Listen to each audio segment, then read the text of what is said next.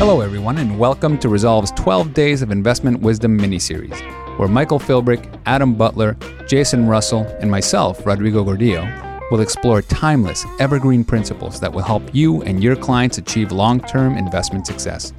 From the importance of asset allocation, thoughtful portfolio construction, and maximum diversification, our aim is to offer you a comprehensive framework for a more thoughtful investment approach that may change the way you view the complex arena of investing altogether.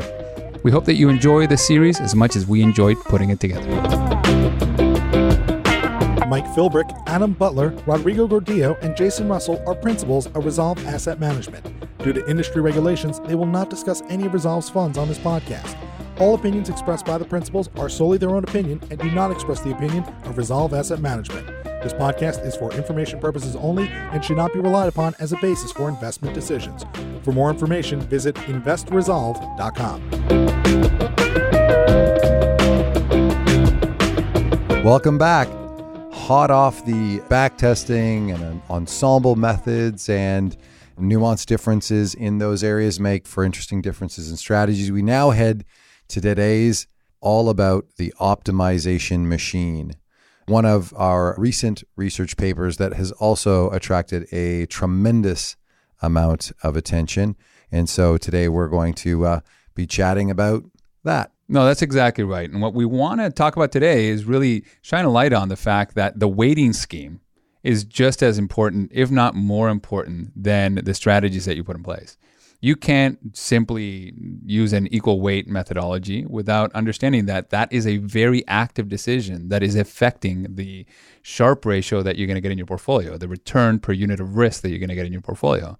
And so today we're going to kind of walk you through some of the more common ways of weighting that many people use because they're easy, and then see if we can test the assumptions by which we came to those weighting schemes, and then try to improve on them by looking at real empirical data and what it says to us to see if we can do a better job at that very, very important part of the equation. So why don't we let our CIO take over from here and walk us through a little bit of the paper and some of those weighting schemes. This is going to be a lot of fun today. We're going to really sacrifice some sacred cows. By habit or convention, the reality is most investors default to just a handful of heuristic methods for portfolio construction. You kind of have market cap weighting, maybe equal weighting. You've got convention weighting, right? Which is kind of, well, this is what everybody else does, so this is what I'm going to do too. Think about your kind of 60-40 portfolio, for example. And then you've got conviction weighting, which is a lot of conventional active managers, mutual fund managers.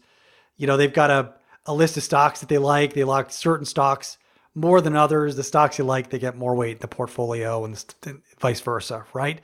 So there really are four different traditional weighting methods. And what we're going to challenge today is the assumption that any of those weighting methods really hold water most of the time. And I think a natural place to start is by looking at some of the assumptions that we make about what investors would prefer in terms of the character of their portfolio and their investment experience. And so I think we should start by laying a few ground rules. Number one, that investors, when they're asked in a calm state, when they're being thoughtful and reflecting on what they want from their financial future and their objectives, will say that they would prefer to have higher returns, so a higher mean expected return, while minimizing risk or minimizing the distribution of terminal wealth, or the money that they have at the end, or that they use to fund whatever their financial liabilities are. And so financial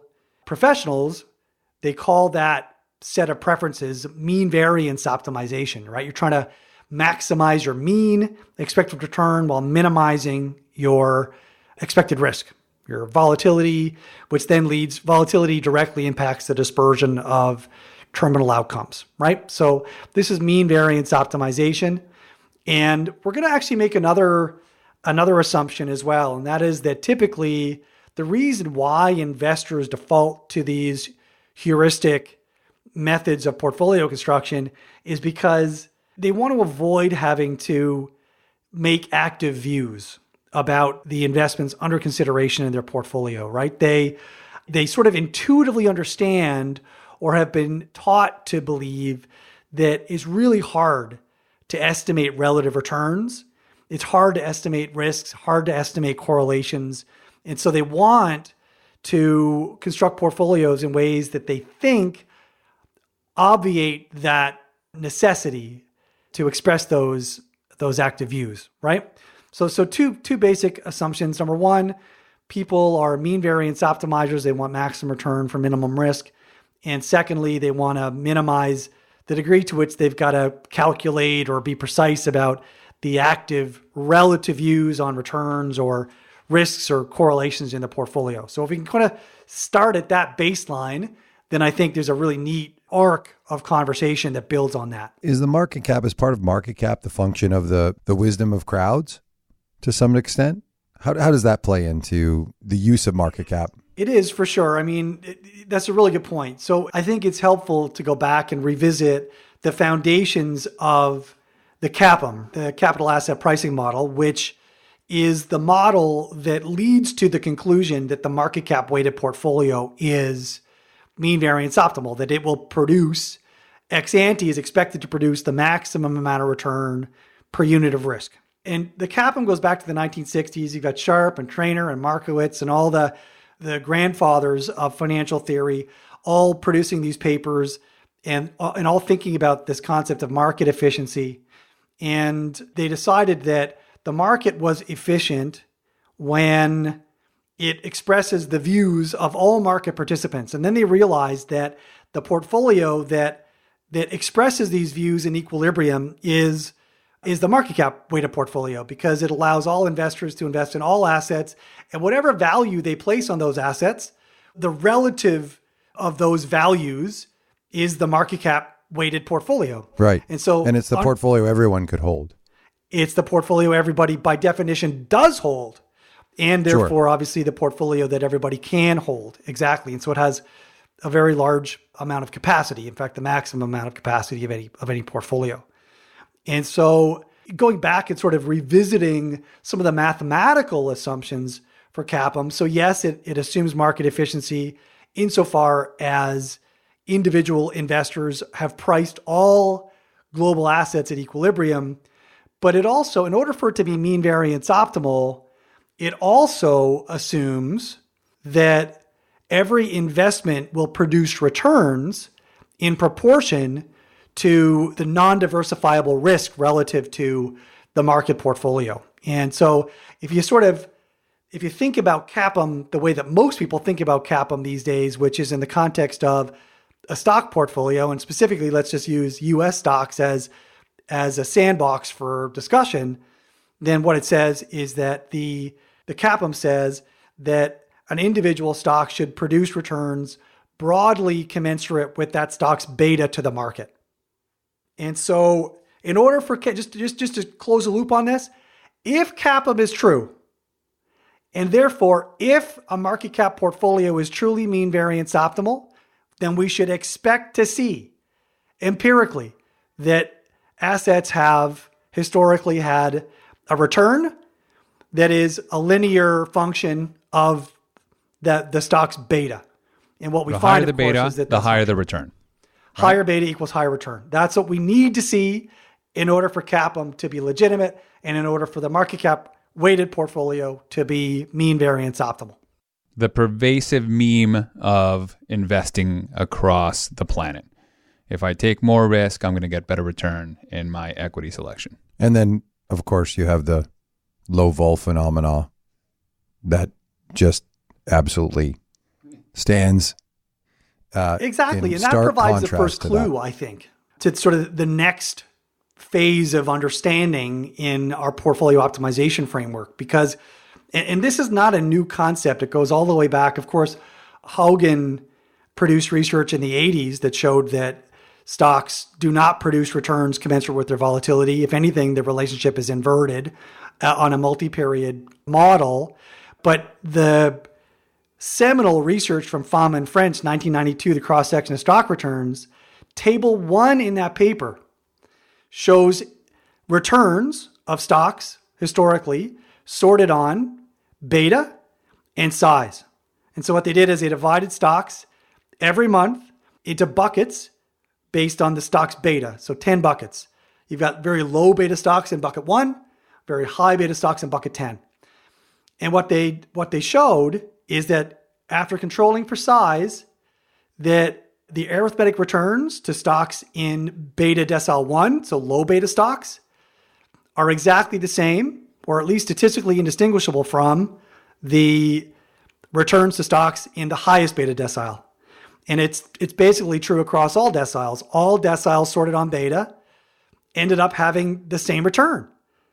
In other words, what they showed was that there is no relationship between beta risk and stock returns, which guess what? Totally invalidates the CAPM and therefore leads to the conclusion that the market cap weighted portfolio is profoundly mean variance suboptimal. You can get better returns for any unit of risk by investing in a portfolio that is different from the cap weighted portfolio. Let me summarize that. So if the market cap portfolio is mean variance optimal, that would mean, if that were the result, that would mean that stocks would have returns that are proportional to their market beta. So the higher the beta, the higher return. What we observe through time, and what has become very popular, low vol investing recently as an example of this, standing in the face of that, is that the return per unit of beta is the same across the different betas. And so now we have this challenge where we have portfolios that, obviously the largest allocation to equity portfolios, probably globally in any geographic region, is a market cap weighted portfolio. We probably look up some data on that. Probably next is equal weight. And then maybe you might get low vol or min vol type portfolios creeping onto the radar, but they would be a very, very small percentage of maximum assets. Diversification. Do you think? I would think that the after market cap weight, probably the next most prevalent weighting scheme would be conviction weight. You still have all of these discretionary active mutual funds out there that are still forming portfolios in the classic way of saying, my discretionary call is that stock A is more attractive than stock B, and therefore I'm going to give it a higher weighting in the portfolio, basically ignoring any information about relative volatilities or the correlation of that asset with, or that investment with, other securities in the portfolio. Right. But the reason, it's just, if you're building a multi-billion-dollar firm, then you want market cap weight to be the most optimal portfolio, because that's where you can fit the most amount of money in. Well, right? of course. This is why that dominates, and this is why, if everybody believes it, which a lot of people still do, then it's going to dominate the zeitgeist, and the vast swath of money will want to be in a market cap. Who has the most money to market these various things? The largest companies. What are they going to produce? Are they going to produce highly focused portfolios, or are they going to use sort of broader rules that allow for a lot of capacity? Well, exactly. Capacity rules here in the business. It's true, but when you think about the fact that the margins on these cap weighted products are essentially going to zero, then the revenue for these asset management firms has got to come from models that are different than market cap weight, because there's no margin anymore in market cap weighted products. The good news is that there are lots of very good theoretical and empirical reasons to deviate from market cap weight, as we've just touched on, right? But just to close a loop on this, like Rodrigo said, if you're CalPERS, and you are the market, then you are seeking the most liquid, most high capacity access point for exposure to whatever the risk premium is you're seeking, whether it's US stocks or global bonds. It needs to be market cap weighted. Has to be. That's the only way you can get the capacity you need. If you don't have portfolio agility, if you don't have mandate flexibility, then you're constrained to market cap weighting. Fortunately, most of the people that we talk to, the advisors, the individual investors, the small to medium-sized institutions, don't have those constraints, and therefore they have an opportunity to produce, we think, very substantially more efficient exposures to the global sources of return that everybody's after. Well, yeah, let's dive into that, because that is a lot of where this paper really digs in deep. And I think the reality is that the views that you are expressing views about the various volatilities, correlations, and expected returns of the individual holdings in your portfolio. You are expressing those views, whether you're aware of that or not. They are being expressed. And I think what this paper helps to uncover or shed light on is the fact that here is what the assumptions that you're making in your portfolio. So an equal weight assumption, for example, means that you kind of know nothing, right? I don't know volatilities. I don't know correlations. I don't know expected returns. And as such, I'm going to buy an equal weight portfolio. And in certain circumstances, that's actually a really good idea. Like if you are buying a sector ETF where you have a very small sector of telecom, technology, these are going to have very similar reactions to news that comes into the sector. And so highly correlated. And they're highly correlated. So assuming you know nothing about correlations doesn't hurt you. The volatility probably going to be somewhat similar. What the expected return might be going forward from the smallest companies in a particular a sector to the largest, you're going to actually benefit from having more small company exposure. So it's interesting that in that context that's not a bad assumption. But could you do it better? Probably.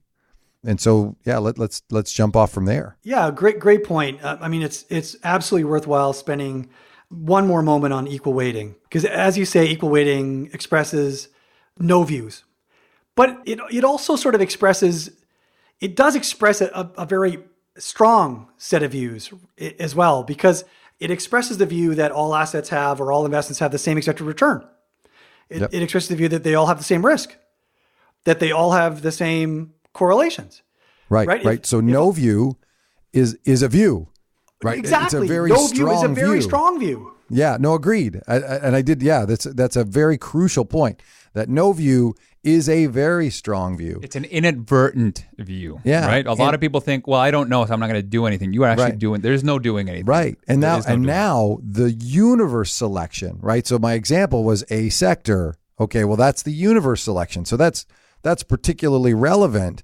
If we take another universe, which is 500 stocks and one bond, and we equal weight that bond is going to have no opportunity to provide any diversification.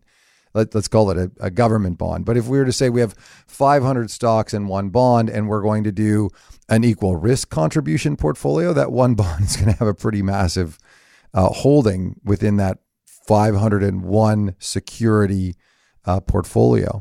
Yeah. So that's just saying, so equal weight you will get one 500th of an allocation to that bond. Yeah. When you don't care about the line items, but care about creating balance in the portfolio by understanding the correlations, assuming you can estimate the correlations relatively well, then you will have, from an equal risk contribution perspective, a bond that is lower volatility and non-correlated be a dominant position in that portfolio, right? So which is better? If you are trying to create, if your goal is to maximize your return per unit of risk, then there are other weighting schemes that we need to consider.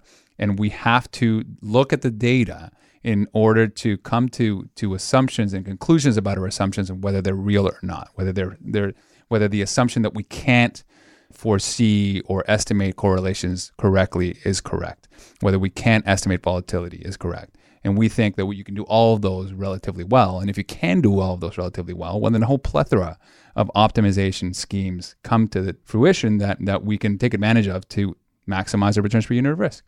Exactly. And the funny thing is that the mean is the hardest one. Like the expected return is the hardest one to estimate, and is often where everyone starts. Well, why am I picking this one stock? Because I think the return is going to be the best return. But you should have the lowest confidence. No, I love the fact that the conclusion is that all equities provide the same return, because then it means I know what I can focus on. Yeah. And we do see the evidence does point to the fact that we can do a very good job at estimating correlations. We can do a very good job at estimating volatilities. And so why don't you walk us through some of the weighting schemes? Walk us through your favorite portfolio, Adam. Just to be clear, this is not my favorite portfolio, but it is a portfolio that I like a lot for equities. Hold on. Is it not your favorite equity portfolio? Yes. Unconditionally. you could say no, but I thought it was. It is my favorite equity portfolio. I thought it was. If you're just trying to get access to equity beta. But just, we wandered all over the place there. So I just want to make sure, because Mike, you brought up a really good point that I want to, and I think it provides an opportunity for a really good example. You talked about this sort of sector universe, right? Where you got a bunch of companies that are very highly correlated. They're reacting to very similar macroeconomic factors, that sort of thing. But it could be that the companies in that sector have a wide disparity of volatilities. Now, if we assume that those companies all have equal expected return and that they all have approximately similar correlations to one another, it doesn't mean that there's not an optimization that may be better than equal weight. The inverse variance portfolio, so weighting the stocks by 1 over their variance, is the minimum variance portfolio when you assume that all of the stocks have approximately equal correlations.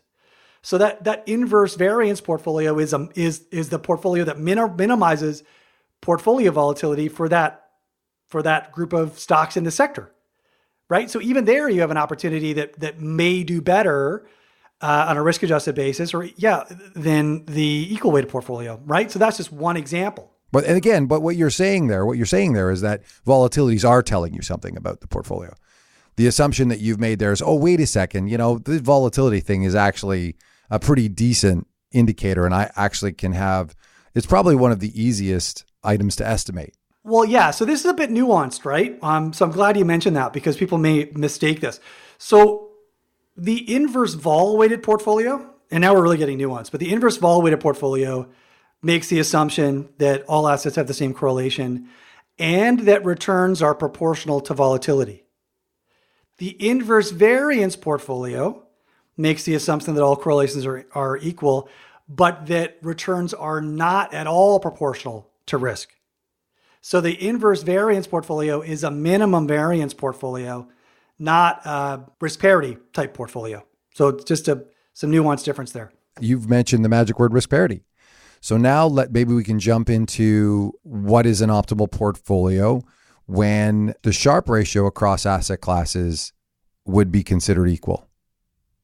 So jumping from the stock specific realm, right, where we've sort of, I think, concluded, again, just to close the loop, that if all stocks have about the same expected return regardless of their risk, whether you measure risk by beta or volatility, then the only objective should be to minimize portfolio volatility.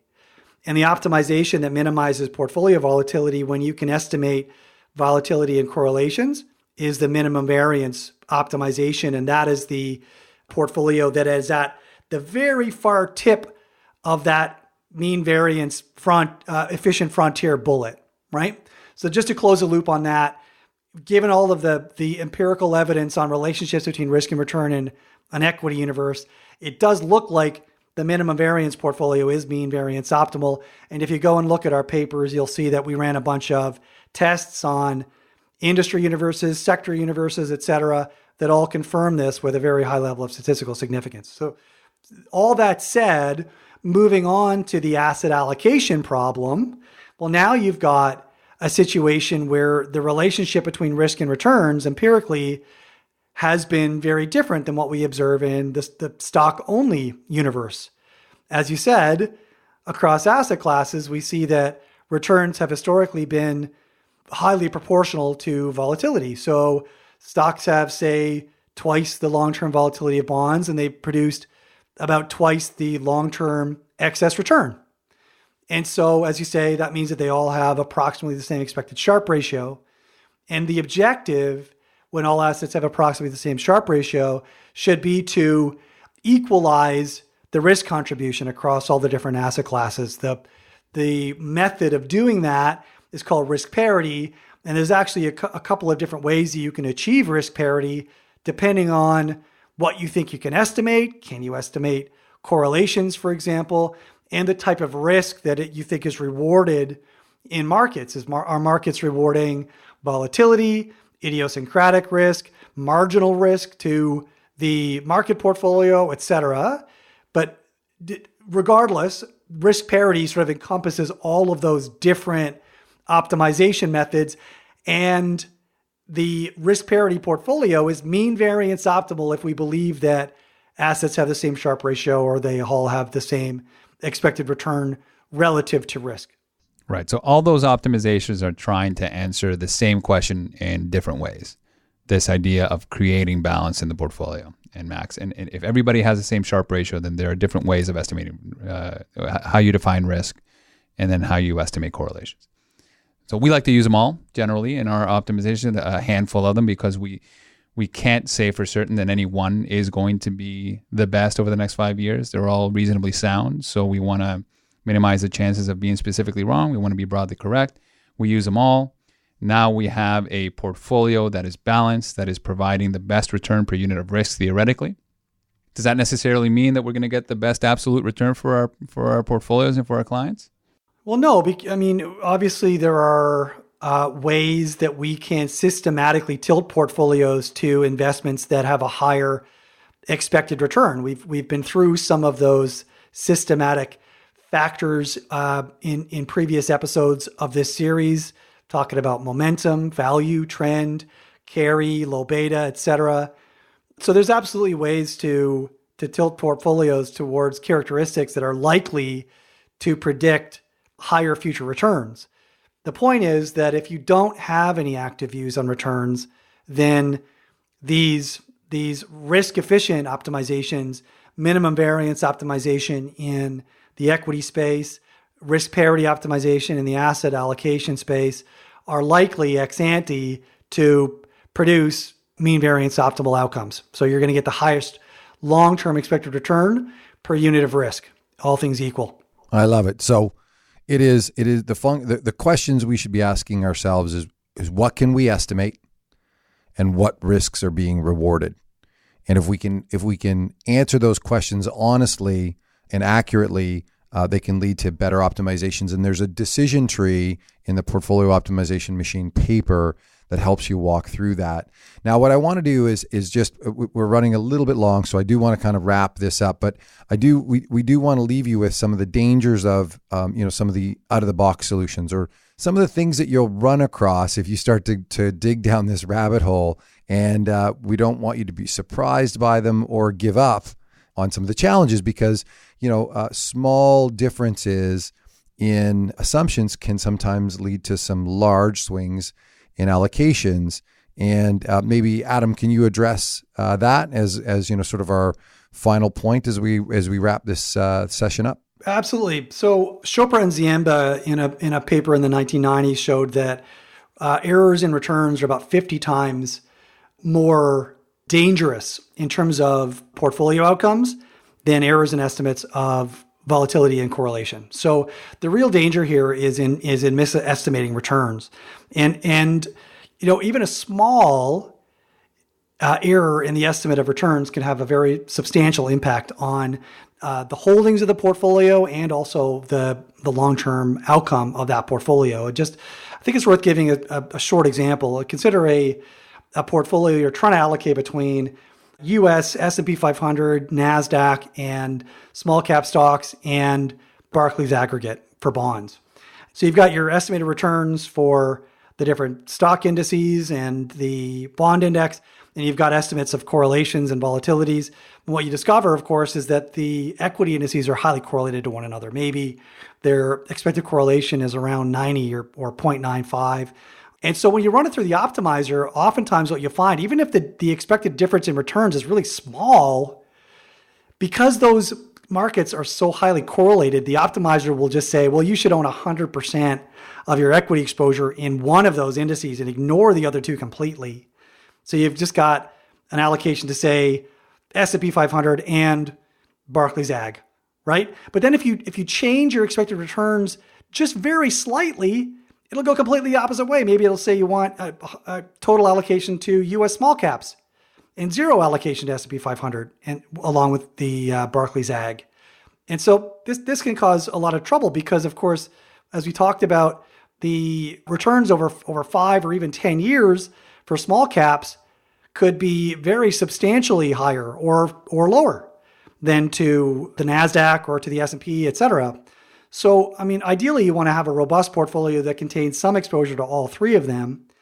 And it's not that hard, especially with this small portfolio, to conceive of a way to do that. So imagine we know that the equity indexes are all broadly exposed to the same risk factors, the same macroeconomic exposures. They're highly correlated to one another. They're kind of like one cluster. So why don't we form portfolios by doing this? We take the S&P and Barclays Ag. We form the mean variance optimal portfolio of those two. Then we choose small caps and Barclays Ag, form the optimal portfolio. Then separately, NASDAQ and Ag form the optimal portfolio. Now you've got 3 optimal portfolios. And then just take the average of all of those 3 portfolios as your final portfolio. And now you've got a robust mean variance optimal portfolio that accounts for the fragility of our return estimates. And just so as an example. Yeah. So what this means is that if your return estimate for the NASDAQ, for example, changes, then what won't happen is you won't then. So let's say you're bringing it down. In the first example, your NASDAQ position will go to 0 and something else will replace it, right?